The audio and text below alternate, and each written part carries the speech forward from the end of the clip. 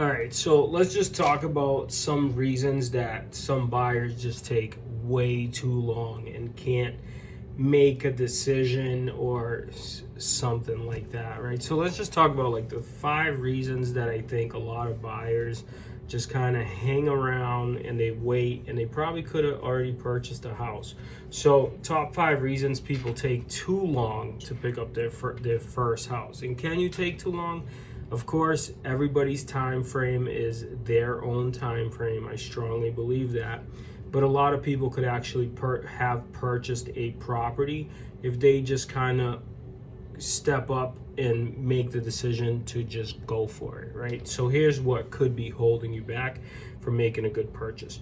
Number one is like a decision I can't even say the word, paralysis.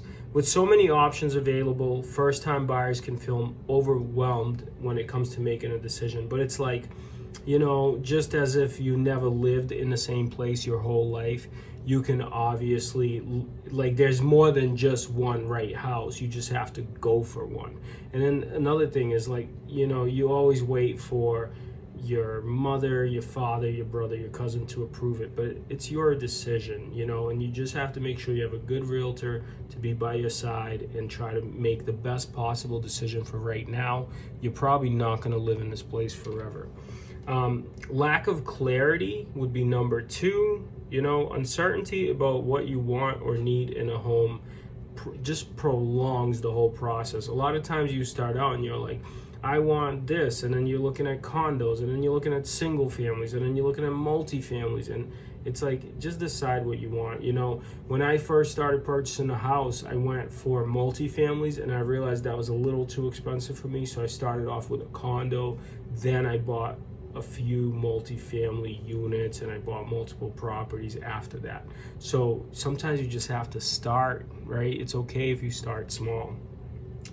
Another thing is financial concerns, right? Sorting out finances, including getting a mortgage approved, can take time and just delay the process. And if you take so long, then you have to go through the process again, reapplying for the loan.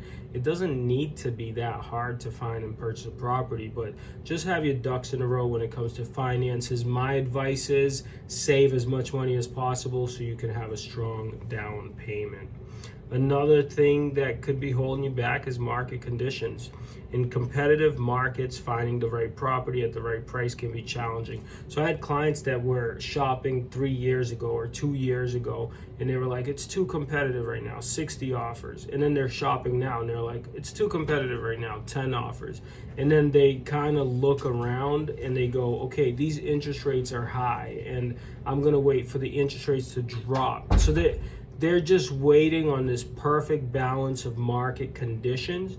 And I mean, hey, you can wait, but it's like interest rates were also 18%, and the people that bought at that rate were getting paid way less, and now they are in houses that are worth millions and millions in appreciation more.